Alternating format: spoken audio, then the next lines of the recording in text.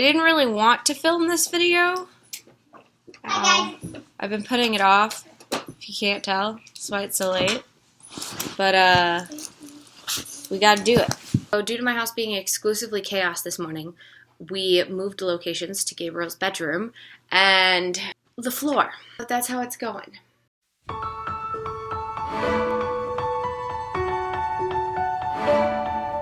Well, the moment you felt you could start over new was the same that you realized the stories were true. You opened your eyes and the world you could see wasn't dim, it was brighter. You'd have to agree.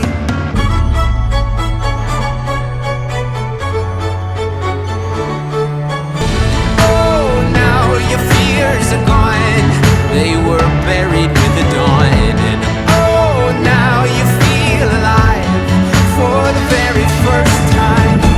Oh, now your fears are gone.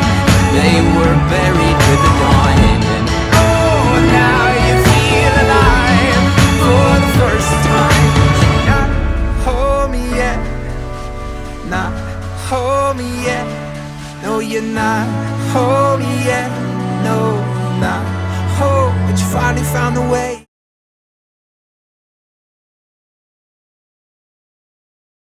Hello everyone, and welcome to my 29-week baby update. I really am frustrated. I don't know exactly how to describe it. But as you all know, at my 28-week appointment, which I think I filmed the update after that, I cannot remember. At the appointment, I took my glucose test, and I was so excited to be done. I was so proud of myself. I did all the things, or I thought I did all the things. And on Saturday, it's Wednesday now, because I've put this off, as you can see. But on Saturday, I got my blood results back, and I failed my glucose test by 5 points, which makes me mad for other reasons. Regardless of whether you're in a midwife's care or in a doctor's care, if you fail your glucose test, the 1-hour version, you take a 3-hour version before they reassess and intervene, because sometimes the 1-hour test, just because of like when you have it during the day or a number of different things, it's just not nearly as accurate as the 3-hour test. So they do the 3-hour test to basically verify the results. Because if you fail the 3-hour test, then they're like, okay, we need to address this. Obviously, you've got gestational diabetes. Let's figure this out, kind of an approach. And if you pass, they look at the margin by which you passed and see if it was a fluke that you failed the first time, like something else is going on and you just need to minimize your sugar intake, or what else could possibly be happening. Usually, if the numbers are considerably lower, then it was just a fluke. You must have had something sugary beforehand and it just stuck in your body, or you reacted to something or whatever. For example, my mom failed her 1-hour glucose test with one of my brothers because she ate watermelon during the 5-hour or 8-hour time window prior to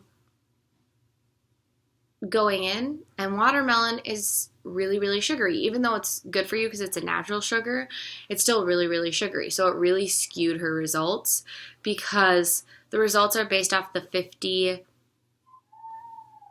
grams of sugar that they give you in the beverage that you drink versus 50 grams of sugar plus all this other sugar, right? So like normally you wouldn't intake that much sugar in one sitting in 10 minutes, and that's why the numbers are so high. But basically, I don't know if this even is making sense. When you fail that, you have to reassess. If you pass your 3-hour, then you're fine. They just will occasionally, depending upon your doctor, depending upon your midwife, depending upon what route that they want to go, sometimes they'll just keep an eye on it. If they do another blood draw, they'll make sure that they test your glucose levels just to make sure things aren't super high or off or weird or anything like that. And sometimes they're just like, oh, you're fine, it was just skewed. And sometimes they are a lot more precautionary. It really just depends who your care provider is, what your history is, and a lot of other factors. But for me, what that looks like right now is after failing, and there was a lot of other stuff. It's not the only reason I'm mad, but I will be going in tomorrow, Thursday, in the morning at 8:30 to drink the beverage, sit there for 3 hours, and then get my blood drawn after not having anything all night long to eat or drink besides water. You can have water, obviously. So you need to stay hydrated so that you can actually puncture your own vein, like they can puncture your veins. And I comforted myself a little bit by remembering that, the last time, like, it hurt to get my blood taken. I hate getting my blood taken. We all know this. But because I was drinking a lot of water and trying to stay hydrated, even though I wasn't like super overhydrated or anything like that, I was able to not have that concern, and it was a little better. Gregory obviously can't sit with me through the whole thing. He's got to work. It's in the middle of the workday. But he is going to take a little bit early lunch, I think, and just come out there to hold my hand while I get my blood taken, because I am a wimp. And you can laugh at me all you want. I've gotten my blood taken without him before, but I was very upset about it when I got my results, hence it taking like 4 days for me to get around to making this. And anyway, so he's going to be there to support me because he wants to. I went on a spiral, honestly, when I first found out, but I don't know what the next steps will look like if I do fail this test. I'm sure it will depend how much I fail the test by. If I fail it, again, by like 5 points, I'm sure it'll be one of those, like, you just need to change your diet kind of things. And you really need to keep a diet log, and you need to whatever, and we're going to have to check your glucose levels at each appointment, or whatever that exactly looks like. I won't know, but I'm sure it will be diet first. And as you guys know, struggling with trying to balance my diet and get the things that I need and avoid the things that I don't need has really been just a constant battle throughout pregnancy for me. And admittedly, I was looking through meals that are, not necessarily safe for people with diabetes, but like they're good meals for you if you have diabetes. And they're basically along similar lines as keto rules, which I've been trying to follow. So I've been looking at my meals and going, okay, so my meals for the most part are generally fine. Lunches I really struggle with, so if I do fail this test or I need to even just moderate a little bit more, I will probably be going through and making a monthly calendar. So the month of October and the month of November or whatever, like separately, but like the month of October calendar, and doing lunch and dinner. And obviously I can like swap those days around, different weeks, plan when to go grocery shopping, all of that stuff. But basically do a better job at like, this is what I'm going to have for lunch. This is what I'm going to have for dinner, blah, blah, blah. Instead of like, oh, I'm really hungry, I just need to eat something, I'm going to have a peanut butter jelly sandwich. Right? Not a great choice. Like the peanut butter is fine, but beyond that, not a great choice. And I've been trying to eat like healthier bread, but still the jelly that I eat, because I'll only eat grape jelly, it's not good for you. It's really not.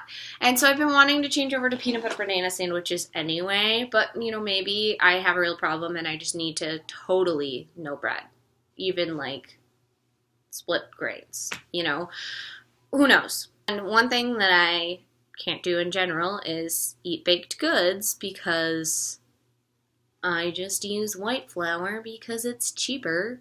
So I have to, make those kinds of changes.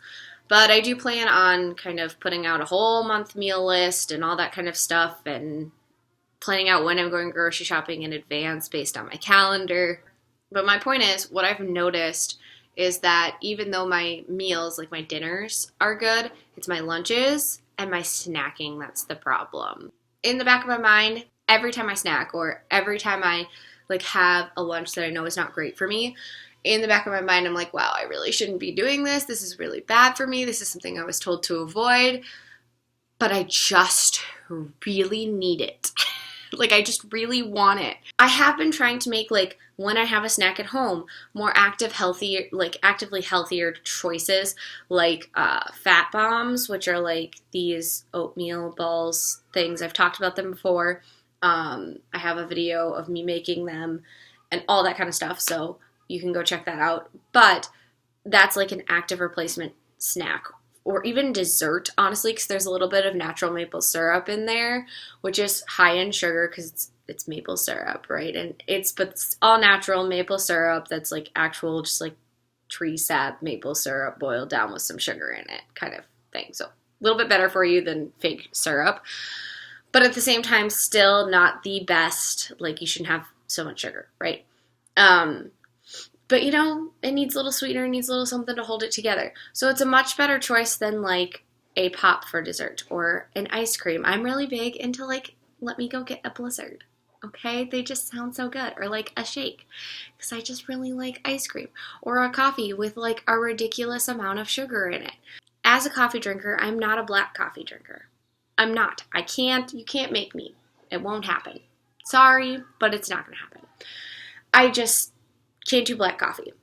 So I just need to cut down on my coffee and like my drinks. And like, I do like to drink a lot of pop. And I know sparkling water isn't really much better, but the less sweetener that it has in it, you know, that's what I'm really trying to combat first because of the glucose situation that's going on. Those kind of things really get me, and that's where my downfall is, because I can be great all day, and then just really want to top off my night with a soda, and if I drink that soda, I've been taking a ridiculous amount of sugar that I should not have in my body. That's on me more. So I'm working on it. We're not doing great all the time, but I'm working on it. And I will continue to work on it because I am not perfect, nor will I ever be, but I am working on myself.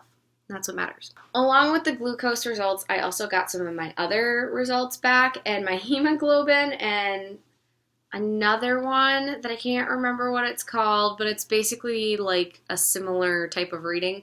They were both low, like to the point that they were lower than the last time that they were taken before I made genuinely better adjustments to my diet. And I feel like crap about that because I've actually put in so much effort and it hasn't changed. So I do need to get on an iron supplement. I was suggested a liquid iron supplement, and so I'm going to do that because I need it. Otherwise, one of the like cautionary things, if that makes sense, reasons why that's concerning is because depending upon what my blood like levels look like and what birth looks like, close to birth, after birth, etc., I may have to go into the doctor for a consultation on my blood levels.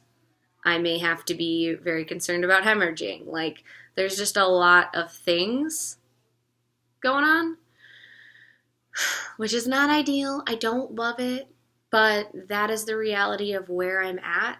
I'm going to take the iron supplement and really hope that it helps. It should, as long as I take it consistently, which I'm going to set up some kind of plan for that, but to get that regulated. And then hopefully it'll be good by the time I give birth and we won't have any issues and we won't have to go in and get a consultation, because I hate doctors. Generally. There are great doctors out there. In general, I don't like going to the doctor's office. I like going to see my midwife because I get to check on my baby, but beyond that, I don't like the office part. Like, not that I don't want them to tell me, oh, you're unhealthy, but like all of the things, it gives me so much anxiety. Or rather, it makes me very anxious to just have all of this stuff like thrown in my head and then having to deal with it. And anyone's going to get anxious when it's like, oh, okay, these are a bunch of different areas of your health that are just an issue. And some people deal with that by ignoring it. Some people deal with that by making change. Some people get really, feel really anxious about it and let that feeling kind of sink in. And that's kind of the person that I am until I basically have a crisis, move forward, and then I'm done.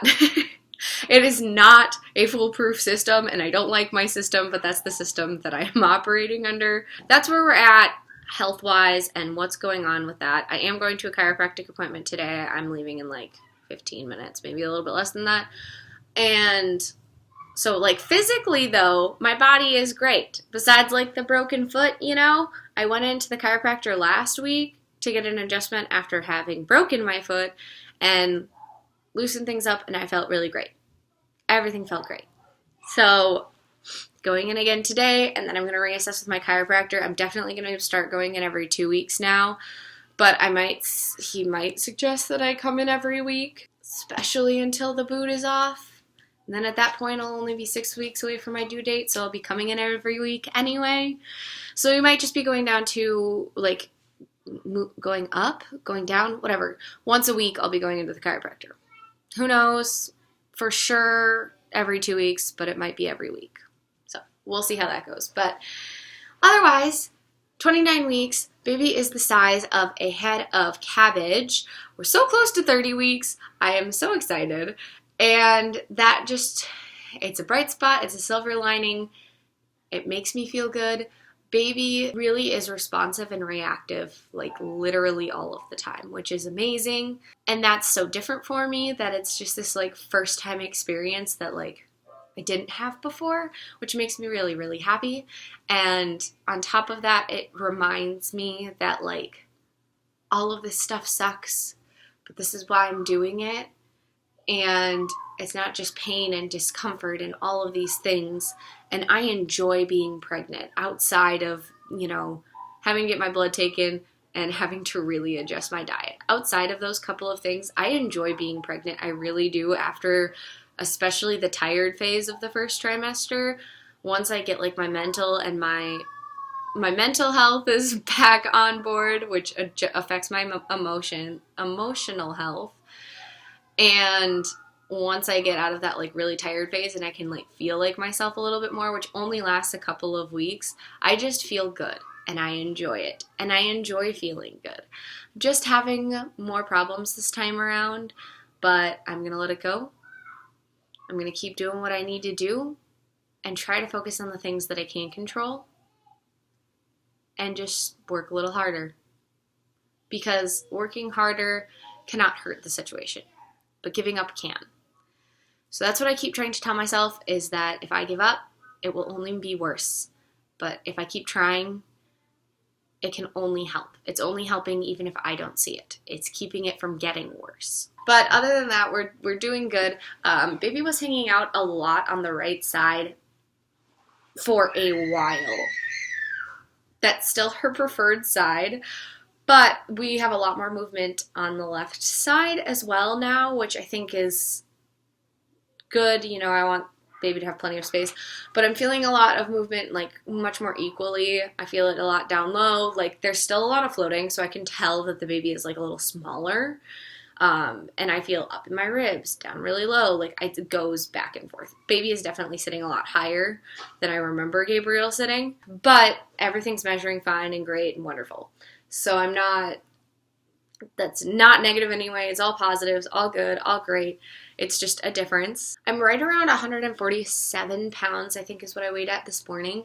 So my weight gain has slowed down a bit, which is fine in my opinion. You know, I'm still gaining weight, just a little bit slower. Like there was a couple weeks there where I like just kind of gained a bunch, which again is fine. I have a baby. So I'm not really worried about it, but it has slowed down a little bit, which is kind of nice to know that it's kind of like balancing back out probably, hopefully, maybe, who knows. It feels like it's regulating, and I think how I'm eating is really affecting that in a positive way, and seeing that helps me. Like, yes, I want to gain weight because I know I need to put on weight after I lose a bunch at the beginning of my pregnancy to maintain where I need to be for baby. But after I get to a point where it's like, okay, now we're kind of like balanced out from where we should have been at the beginning, you know, I want it to become a little bit more regulated, simply because it doesn't really mean much, but it can be an indicator of things like, again, the whole gestational diabetes thing, right? Like, could affect your weight, could not. You never know. Yeah, that's the 29-week update. So let's see the 29-week belly.